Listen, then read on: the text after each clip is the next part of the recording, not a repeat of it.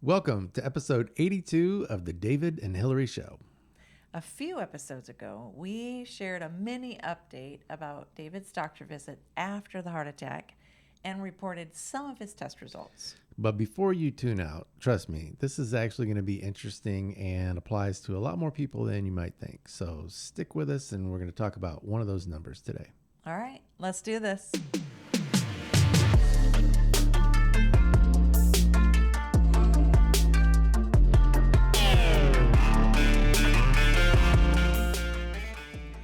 All right, so today is going to be a little bit different. Yeah, I asked if I could interview you. right? So this is my podcast, and you're just my guest. Hillary's world, and I'm just living in it. Oh, it's finally my time. No, so a few episodes ago, we did share some of your really good test results. Yeah, So proud of your numbers. You had a few things that you tested. But today, I especially want to talk about your weight. yeah. Yeah. Tell me about those numbers. Well, so just a quick recap. The week before I had a heart attack, I went to my doctor. I knew something was off, and he ran a bunch of tests and couldn't find any smoking gun.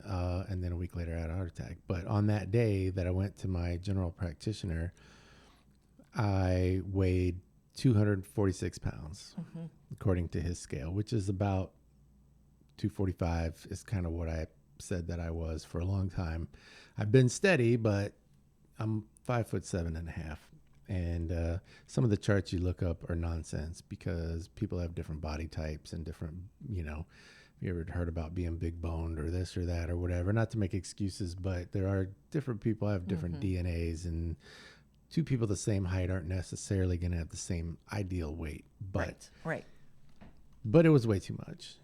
But that's where I've been for a long time. And so that was pretty much where I weighed in at the doctor on Yeah. a week before my heart attack. And I know a few years ago you went and I think he was saying you got to take some of that off. Right. Yeah. So he's kind of always been a little bit after you to do that. Well, you but said a few years ago because that was the last time I went. I know. It's like I haven't really been going on a regular basis, but when I go, he preaches at me. So tell me about like previous weight loss journeys because I know you've been on them. Did they work? Mostly not, but I mostly wasn't that serious. Yeah. Actually, pre-2010, I weighed pretty consistently 255. Okay. And in 2010, I did get serious. We had a rec membership. Yeah. So I went, and I kind of found that playing basketball helped for me. At first, I would just dribble the ball around, and when there was an open goal, I would shoot on my own. And way earlier than I wanted anybody to, the guys that were actually playing games would say, "Hey, we need a guy. You want to play?" And I was like, "You really don't want me to play?" Because I knew I couldn't do all that much. And they're like, "Well, we're just playing half court. We need a guy. Come on. Yeah. We can't play until we find a guy." And You're the guy. and I ironically, this was 16 years ago. I was like, I'm gonna run out there and end up giving myself a heart attack because I can't, man. because I'm not in shape. Yeah. And so, but I tried it, and so I played some basketball. When no one was there, I would just run drills. I would shoot and chase if I made it or not, I would chase the ball and just kind of trot around and not really run, but do layups and whatever. I got all the way down to 220 pounds. So I lost, I guess at that time, I think I was 255 to start. And so I lost 35 pounds. But then some things happened and my schedule changed, and I wasn't really, I'm sure I could have worked something out, but I found it much more difficult to get to the gym, to the rec center. And Right. I just kind of gave up on it, and I slowly put most of that back on. I stopped at about 245, and I knew that wasn't great, but I was glad I didn't go all the way back up. So, Well, I think that's really typical for a lot of people. And that's why I was thinking we could talk about this because if anybody's ever tried to lose weight, it's difficult. And then life typically gets in the way. yeah, And then you find yourself right back where you started or with more weight than what you had. yeah, that can happen. And I just think that's really, really common to so many people. And I don't want to spend a lot of time on this, but you also have a sports injury that has always made it more difficult for you to do some of the cardio because you do like Yeah. to play sports, but that injury has made it more difficult for you to do those kinds of things. Yeah.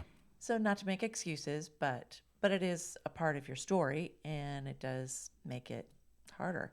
But your numbers, we said when you went back to the doctor that was one of the things that they checked and your numbers are really good and they are getting better. So do you want to share what you've lost now? Yeah. Well, when I went a week before the heart attack, of course, I didn't know that was coming, but he drilled into me again. You know, you really need to take this seriously, and you're kind of borderline diabetic, and your cholesterol is not great, and so all the things. And so I decided then that I was going to take it more seriously. So I had actually started that process for a week, then had the heart attack. So when I had the heart attack, I wasn't in the hospital very long, but I did not have an appetite. Right. And I was there long enough to have about 3 meals. And I tried to, they let you order within a certain range of things. And I tried to order foods that sounded decent and nothing tasted good. I was just like, this is not good food. And I'm not really that hungry. Right. And so I wasn't sure why, because I never would go, almost never would I say that I'm not hungry, especially at mealtime, especially if I didn't eat much at the last meal. I mean, if I don't, occasionally I don't feel good, but I'm always hungry. So my friend told me, you can go back and watch the heart attack episode. It's called That, and see and hear the whole story. I think it's pretty interesting. I've had a lot of people tell me that it's interesting, but, they gave me nitroglycerin, fentanyl. I'm not really sure what else, because I was in so much pain. And my friend said, well, that's why you're not hungry. You're on drugs. He said, the people So is that what's working now for you? Wow, this is taking a turn. This is a very exciting podcast I've got going. next week I take up guitar and I'll be one of those skinny rock stars that never eats, but no, not doing that. No, I was like, at first I was like, I don't even know what you mean. He's like, well, people that take fentanyl on purpose, they're skinny because that drugs make you not hungry. And I was like, well, I don't know how long it took for that to come out of my system. But I think in that first couple of weeks, I lost more weight. I didn't really weigh myself for a while. Right. It was probably a month that I didn't even weigh myself. And because I just was like, I don't, eventually I was like, well, I have to see where I'm at. I have to see how I'm doing. Yeah. But I think I lost a lot that first couple of weeks. Yeah. Just because of that experience and not having an appetite, whatever the reason was for that. I didn't eat much. And so anyway, where are we at in this conversation? What was your question? Well, I asked you what the numbers were and what they are now. So you've lost a total of. So as of my last weigh-in, I've lost 30 pounds. Yeah. So what, besides fentanyl, what is working for you? Which I did not take after I left the hospital, No. I promise. We are not on drugs, not even the legal ones. No. Well, no, you're on some legal hard drugs, yeah. But not for weight control. So what is working now? Because you're consistently and slowly, I'm part of this journey with you, and I know that you're consistently and slowly taking off just a few pounds every week. Yeah. So what is working? Well, I think the biggest thing that's working, the thing that's made the most difference is the motivation. Mm-hmm. And the motivation for me is just understanding how important it is. Right. So, my doctor even said to me when I went back in and I had lost weight and my cholesterol was down, my sugar was down, and all the things, he was still he's like, that's good, but you got to keep going. You got to keep going. And, the heart attack, well, what I was going to say about that, the doctor had said to me, he said, you can't be one of those guys who just says, well, I'm just going to eat what I like. And if I live less time, then that's fine. Mm-hmm. He said, you can, it's a free country. You can do what you want, but Right. you will live less. Mm-hmm. You will have a shorter life. Yeah. And some people choose that.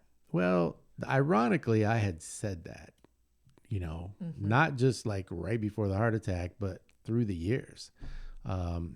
You would try to get me to eat healthier. Other people would try to get me to eat healthier. And I would just be like, I think I would hate my life so much if you said I could never have some of my favorite foods ever again. Right. It just feels unrealistic. And look at, there's always an example, right? There's always somebody who breaks the rules somehow. Mm-hmm. I think of George Burns, who drank and smoked cigars every day of his life and lived to be 100. Mm-hmm. Didn't die of lung cancer, didn't die of, cirrhosis of the liver or whatever. He was an exception. Now, I don't do either one of those things, but I'm just saying, why can I not have some pizza and a chimichanga? Right. And, so I guess the heart attack just woke me up. And I mentioned in the heart attack episode, I wasn't really afraid to die because I know where I'm going. I know that I've been forgiven for my sins and I'm going to spend eternity with God.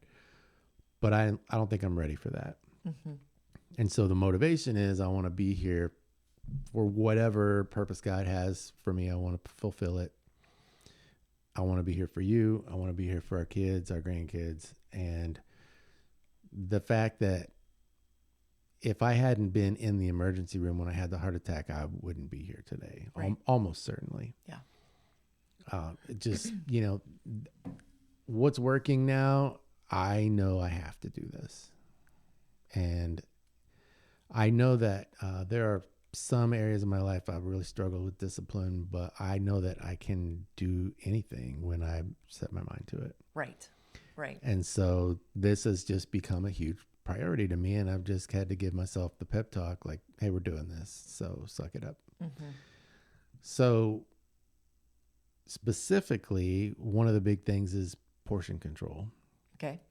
I didn't realize how my portions were kind of somewhat out of control, but we do manual labor, we come home, we're really hungry, and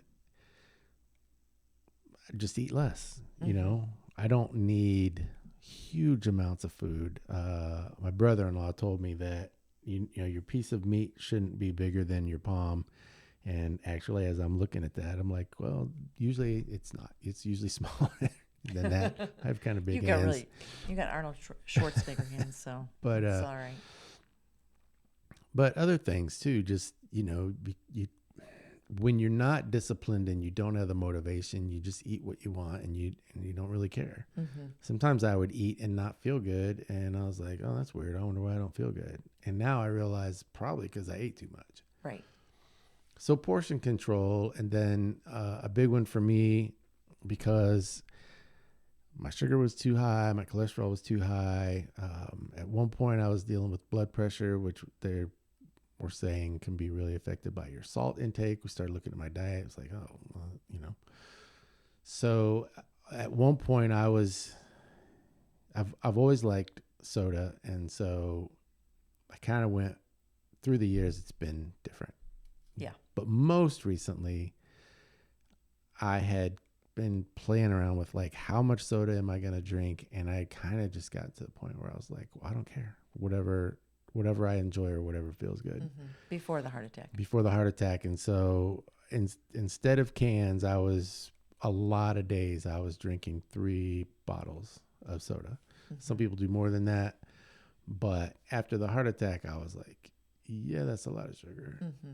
And if I'm going to be making serious changes, I'm going to cut that down to one, which I have at lunch. And we'll talk about cheat days in a minute.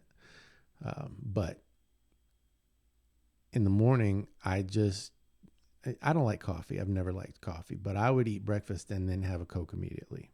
To get your caffeine. And that would get me going for the day. And then I'd have a Dr. Pepper for lunch and usually a Dr. Pepper for dinner. And occasionally I'd mix in some other stuff.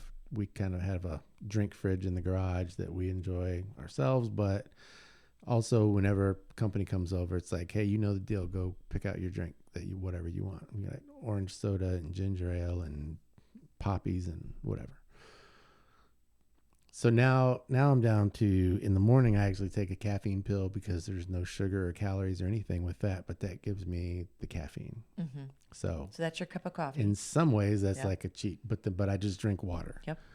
And then I'll have a can of soda for lunch. Sometimes I throw some of it away. Sometimes I drink the whole thing. And then usually for dinner, I'll have tea that we make ourselves. We kind of researched if you just get Lipton black tea bags and make tea, how much sugar do most people put in? And I don't remember what it was, but we scaled it way back. And then we bought the pure cane sugar that's less processed. Right. We're just trying to, I'm not into the chemicals and aspartame and all that. I've been avoiding that for a long time because I just feel like that's not what I should be putting in my body, oddly enough, while I was putting everything else in my body. But we do the real sugar. We just do a lot less of it, a lot less. Yep.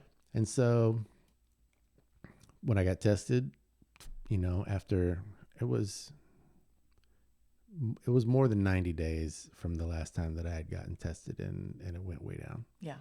It went way down. Yeah. I was really especially proud of your blood sugar.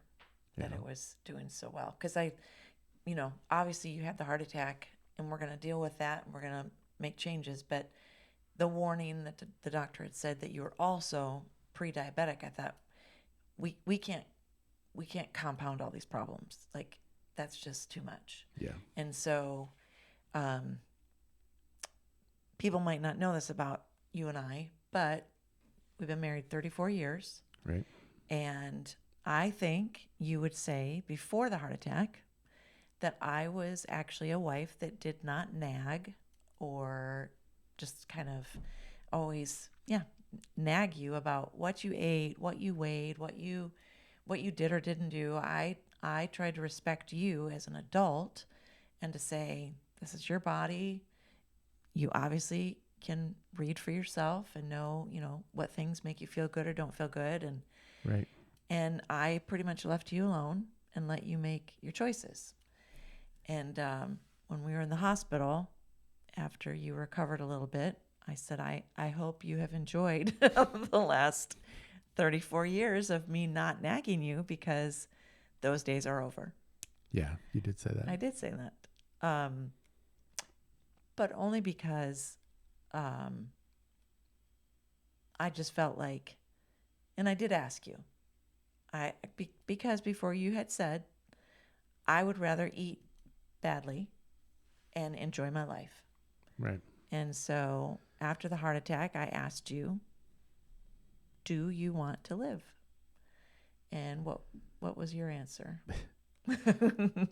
Yes, I do want to live. I want to stick around. Yeah. And so I still don't want to be a naggy wife, but I think sometimes this is so hard, and we work so closely together with our food and our meals and different things that I think sometimes you just do need somebody in your life that's just saying, what are you doing? No, we're not eating that. We're not doing that. Yeah. And for me too, I think sometimes you just need that friend, that partner in crime that's going to say, nope, no, we're not doing that.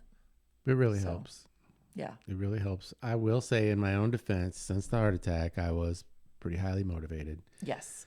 I don't think I realized how motivated you were. Well, that, and we didn't know. That was one of the reasons why I really pushed to get it retested, Yeah. because you were at times pretty naggy, Pretty naggy. and other times, surprisingly not. I'm like, mostly when we have dinner, you're in charge of what we have for Yeah. dinner. Yeah. And that's the way we've divided things up. Sometimes we eat out or order in or whatever, just because our life is crazy, and it's harder to eat healthy that way, but it's possible. But sometimes you were like, well, yeah, I think we'll do blah, blah, blah, blah. I'm like, aren't those the things that, like, 3 weeks ago you were threatening to, if you don't die of a heart attack, I'll kill you if you try to Yeah. eat that. And I'm like, so it's part It's of that. hard. Yeah. It's hard to be consistent, I Yeah. think, whether you're the one with the physical issues or whether you're the partner. I think it's probably hard. But when I've been really diligent. There have been some cheat days, and there have been some times when you were like, oh, I don't think you should eat that, or I think you already had one of those today or whatever. And I'm like, yeah, I'm on it, and I think it's fine, and I'm not really trying to just throw the whole thing out the window. Just give me a chance here. And then when the numbers came back, you were like, oh my gosh, you're doing great. You're doing great. Yep. So that felt good. And it also, I needed to know, like, the way I'm doing this, is it working? Is it not working? I could tell I was losing weight, but what about the other stuff? Maybe I'm losing weight and some of my numbers aren't good. I don't know. I'm not a doctor. I don't know how this works. Yeah. But I had a couple other things on my list. I'm just trying to do low sugar without chemical sugars, and very little fried food, low cholesterol, and low sodium. And it's hard because actually there are more healthy foods and snacks now, I think, than maybe ever. So in that regard, it's good. But there's a lot of stuff out there when you just think of, like, what have my habits been through the years? Like, well, that's not good. That's not good. That's not good. So you rule so many things out. So it is hard, but I've been diligent about it, and it's paying off. Yeah. Well, and as a side note, I've been trying to kind of do what you're doing as well, and I've been losing a few pounds too. Yeah. And so that's exciting. Neither one of us is taking it off super fast, but it's consistently coming off little by little, which I think will be longer lasting. I'm hoping. So, well, you didn't need to lose much, but it's kind of been fun for both of us to just see, like, we're being healthier. But I've noticed, from my 40s into my 50s, and somebody told me one time, they said, if you don't do anything, you'll typically put on about 10 pounds every decade. At the end of that decade, you'll find you have another 10 pounds. I thought, well, that sounds like a bad idea. Yeah. But it's super easy. And I will say, as you get older, it's just harder. It's harder to keep weight off, I feel like. That's right. So, all right. So there's a product I discovered in this process that I kind of want to, we're not getting paid to promote them, but it's made a difference for me. And that is the Liquid Death iced teas that come in a can. And their marketing is a little crazy. It's not something I would normally gravitate to, but one of our son-in-laws kind of promoted them to me. And when I looked, they're sweetened with agave nectar and stevia, and they're low calorie. For instance, and this is one of the things that I'm, I had one of those for dinner tonight because our home brewed tea was basically gone. And occasionally I'll have those for a treat in the afternoon because I get, I'm drinking a lot of water, but I get tired of only water. These things, like a can of soda usually has over 100 calories and between 30 and 40 grams of sugar. So the Liquid Death flavored teas have 20 calories and about 4 grams of sugar. That's amazing. So, I mean, it's really lower and it's a much more subtle flavor, but they're good. Yeah. I like them. Yeah. And That's great. so, and I'm not just chugging those all day. I usually don't have more than one of those a day, but Yeah. it's helped me. I go with you to all your appointments. We're we're technically just joined at the hip. We go everywhere together. We know we're weird, Right? but we sat within like the same week. We talked to two different doctors, Yes. and when we got out of those appointments, I just thought this is so comical that we just talked to two very professional, well-intentioned doctors who gave us such different advice. Yeah. Tell me a little bit about how that all went down. Well, the one doctor said, you probably already know more or less what you should be doing. Yeah. Eat more chicken and fish, less pork and beef. Anything you can eat that's as close as possible to the way God made it, that should be the bulk of your diet. But am I saying you should never be able to have a hamburger or a piece of bacon? I'm not saying that. It's up to you. It's your life, it's your choice. And what I find is the more strict people are in the beginning, the harder it is to stick with it, because eventually you're just like, I'm not getting any of the food I want. I was like, okay, well, that sounds really, kind of be reasonable, but be realistic. And I thought, okay, that sounds good. Yeah. So we went to the other doctor, and the other doctor was, he didn't say this, but he basically said, I'm glad you got saved and you didn't die in the heart attack. But other than that, your life is over, because you really should just be a vegan now. Yeah. And he was pretty serious. He said, as close as possible, you should have a vegan diet. Fruits, vegetables, that's pretty much all you should eat. And I'm thinking, I've never even researched vegan all that closely, but I think the difference between a vegetarian and a vegan is vegan don't even eat any animal products. Right. No eggs. Like no milk, No no milk. cheese, no eggs. Yeah. So I'm sitting there thinking, okay. And then he asked me, do you have property? And I was like, at first I didn't know where he was going. Yeah. I'm like, we own a home. I was just like, said, well, is that what you mean? we have we have property. We have a half acre on the edge of town. We're in a neighborhood. I don't really know what you're getting at. Yeah. And he said, well, do you like to hunt? And I said, well, I don't have a problem with hunting, but I've just never gotten into it. He said, well, really, if you want to eat meat, you should be eating venison and rabbit. Rabbit's really good for you. Yeah. And I'm like, okay, well, I can't do that on my property. And he's like, and you made a joke, although it was true. You said, well, we do have rabbits and sometimes they get into our garden. And he's like, trap them. Trap the rabbits and eat the rabbits. And I'm like, what is happening? Like, we have a Publix. I think we're just going to stick with that. Well, I don't think they sell rabbit at the Publix, but We're not eating rabbit. yeah, I kind of like the other doctor's advice more. So Yeah. It's been an adventure for sure. it has, and so far it's Yeah. working. So besides the trap your own meat and eat it, what has surprised you the most about all of this? What has surprised me the most? Yeah. I have come to really like eating healthy. What? Yeah. I That's mean, there are some exciting. foods I'm probably never going to like. I really don't like seafood very much. Yeah. And, there's some vegetables and things. I mean, but I'm eating a lot of vegetables. And I'm eating a lot of fruit. Yeah, you are. And so, I eat the ones I like, but I actually feel better. Yeah.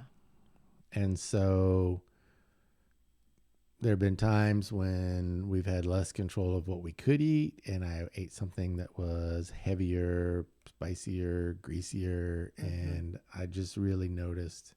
I used to say my body runs best on carbs and pub food, which is like greasy fried food and stuff, Right. because I loved it, and I always felt good after that. I usually didn't feel sick after that. Now that I'm eating a lot more salads and a lot more chicken and I'm eating a lot healthier. If I do eat something like that, I don't feel as good. Yeah. And that surprised me because I just didn't think that my body would ever react that way. Mm-hmm. And I still do have once a day, usually at dinner, I'll have some kind of treat. But instead of having 2 Swiss cake rolls, I'll have like one small square of dark chocolate, Mm-hmm. which the kind that I buy, it doesn't even have that much in it. Yeah. So it's chocolate, sea salt, and a little bit of sugar, but not much. And I eat one and I stop. I don't eat more. I don't eat a whole bowl of them. And there was quite a while there before the heart attack. I was having 3 scoops of ice cream every night. Mm-hmm. And at the time, I loved it. I enjoyed it.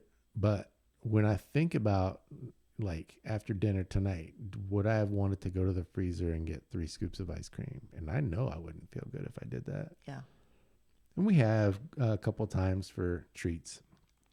Since the heart attack, we've gone out and gotten just like 1 scoop of ice cream. Mm-hmm. Yeah. And I enjoyed it. And by the time it was gone, I was like, that's plenty. I don't need any more than that. Yeah. And So. you know this about me, but the way my body responds to caffeine and chocolate and different things, I don't do that very often. Yeah. It doesn't mean I never do it. But when we were on vacation last week, we did get ice cream as a treat. And I had 1 scoop of like triple chocolate ice cream. Yeah. And I enjoyed every bite of that, every single bite. Yeah. But I'm not going to buy it and keep it in the house, Right. right? We're going to just kind of, I think for me too, the word has kind of been like balance for Yeah. what we do. And like most of the time, the majority of the time, we're trying to eat as healthy and as beneficial as we can. Right. But there's other times we on purpose go and have a treat and we do something fun, not crazy. But I do think that is going to be the key to keeping it long lasting. And like the doctor said, be reasonable and find something you can actually sustain yourself with. And Right. that, you can do this for the long haul, not as a sprint, but as a marathon that you can stick with. Yeah. And I have to say in the beginning, I think because the heart attack was so startling and so scary, I think I would have been more on the trap your rabbits and go be a vegan because, you can't die. But I appreciate the other doctors' more balanced approach because I think that's probably what we're going to be able to stick with. Right. And we do want to stick with it. We don't want it to be like just a short-lived Yeah. time in our life and then we just go back to the way everything was, because that's probably those nights where you were like, what are you even thinking about for dinner? Well, because I was exhausted. And the easiest thing was to pull out something that was not good for us, right? That we still had in the freezer. Right. It's been harder and more expensive to eat well, I think. And Yeah. there's just some days I'm like, or boring. Or you're just like, am I just going to fix the same 3 meals and that's all we ever eat? Because that just sounds horrible. But we're getting better at it. Yeah. I am somewhat of a, excuse me. Hello. Water. Well, I don't think I need that right this second, but I am somewhat of a picky eater, but I like enough different foods that are healthy that we've been able to have some variety, and both I think feel pretty good about it. Yep. And that's been good. Yeah. All right. So what is the end game for you? Do you have a goal in mind? Do you have a weight? What happens when you make that weight? I mean, The end game is stay alive. yeah, Death is undefeated, but it doesn't have to be tomorrow. that's right. So, yeah, well, I've kind of got 3 levels of goals. The first one is really general, which is just to keep losing weight every week. Mm-hmm. And if I go a week where I level off or I actually go the wrong way, like don't freak out, but just try a little harder the next week and let's get it going back in the right direction. I'm not going to give up on it. Mm-hmm. My second goal is that for a long time, I've thought if I lost weight, I, you know, if I really was going to get healthy, the goal would have to be to get under 200 pounds. Okay. And so I'm only about 15 pounds away, but that's kind of, I'm doing a good job of losing consistently. And so I'm just trying to be patient. I got my eyes on the prize. I'm getting closer to that. I think if you look up my height and weight and they ignore DNA, body types, and all that, I think the charts say that my ideal weight's probably like 135. Oh my goodness. Which makes me fall off the chair laughing because it's never going to happen. Yeah. But I've thought for a long time, if I ever got really serious about this, I think probably 185 would be a good weight for me. Yeah. And so I don't know if I can do that. We'll see. We'll see if my body will lose that much weight in a healthy way. But I do think I can get under 200. And so those are my goals. That's what I got my eyes on. Yeah. That's super exciting. Yeah. And I don't know if I have any goals. We'll see. I'm afraid to set them because You're afraid to share them on the podcast. I'm not sharing Well, numbers. You sucker punched me with that one. I put mine right out there. Hey, it's all about you, and this is my podcast, so okay, I'm in charge. That's all right. You don't have to say anything. I think I want to lose a few more. We'll see. We'll see if it's feasible. Well, you already look great. Well, thank you. You look amazing. You really do. You look amazing. Thanks. Hard to tell sitting behind this table, but yeah, I've gone down 2 pant sizes and 1 shirt size. Yeah. Bonus, you're getting new clothes. I knew that was the thing all along. You love to buy new clothes. Well, when they start just looking like tents on you, then it's like, I think we might have to do something about that. That's awesome. And right now we're at a stage in our life where we're outside, we're working physically every day. It's definitely in our favor that we have such a physical job, that we're keeping moving. But we probably do need to look into a rec membership for when the days get shorter and we're not doing as much physical work. I think that is one thing that's been very helpful. Yeah. Is that we've just been able to be so active. I think so. Yeah. We generally don't have as much work in the winter, so we'll have to see what happens with that. But that's a good option, I think. Yeah.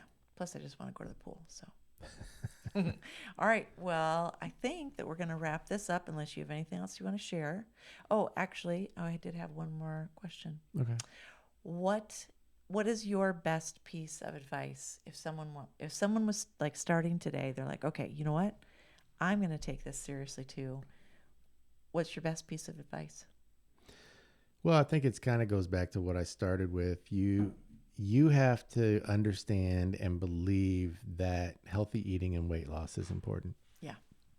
You may know that you're overweight. You may know that, if you're going to the doctor, your numbers aren't good. But if you haven't had a crisis event, then maybe you're just not motivated. But I think the discipline comes from the understanding of how important it is. And that's, the heart attack changed all of that for me. And one of the things I've been telling people is, if you've ever thought maybe I'll have a heart attack just to see what it's like, don't. Yeah. Because it's not fun. It hurts a lot. Yeah. And if there are people who actually go in and have the heart catheterization without the heart attack. And so, if you think maybe that's something you might need, I encourage you to go to a doctor and see if they can kind of check that out and see if that's where you're at.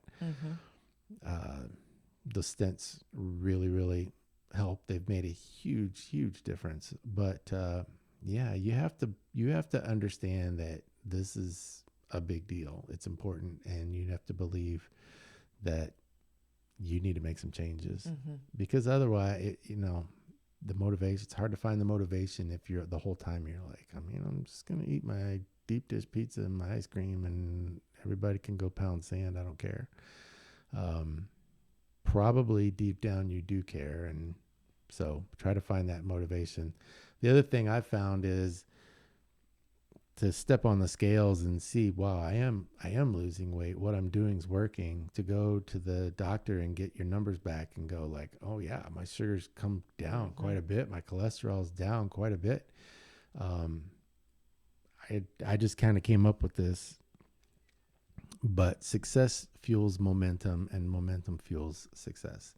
So if you can get started, if you can see some results and you can see like, I actually do feel a little bit better too, the healthy eating is making a difference, then that's that motivation. And when you're trying to decide what you're going to do for that next meal, we went out to eat last night. We had a really long day and we had to run some more errands. We just, we own our own business, and that doesn't mean you get to work 5 hours a week and make $1 million. We work really hard. And we kind of had to go out to eat in order to get everything done. But we got a plate and shared it of grilled chicken and rice and beans, and it was really good. It had good flavor. We both enjoyed it, and it was pretty healthy. And so, we could have gotten a big juicy burger with onion rings on it, but that would have been but we didn't. And I feel like I'm still on track, so it's good. Well, and while you're saying that, that kind of reminds me also, like find a friend that wants to do this with you, because doing it together is so much more fun than just one of us trying to do it. Yeah. But if you've got someone that is excited about your numbers, like is asking you, hey, what did you weigh in at? And that's why people join these groups, to do those things together. Yeah. But a friend is great to just encourage and kind of keep you motivated. Yeah. So. I know people think we're crazy because we're married and we live together, of course, and we work together and we hang out together and we go to the movies together and we do almost everything together. But we're best friends, and we don't get mad at each other too often. Not too often. Well, this has been fun. Thank you for interviewing me. Do we know what we're doing next week? Yeah, next week is the first of the month. So I think we're going to go ahead and review movies from August. It's our new format. Yep. First of the month. Yep. We review the last month's movies. And we have seen some movies. So we did. We will report in, let you know what we recommend or not. All right. Well, thank you so much for letting me ask you all those questions, putting you on the spot. And it's been great hosting my own podcast this week. The Hillary Show. And next week it'll be back to both of us. So, no, it'll be great. All right. So thank you so much. We will talk to you later.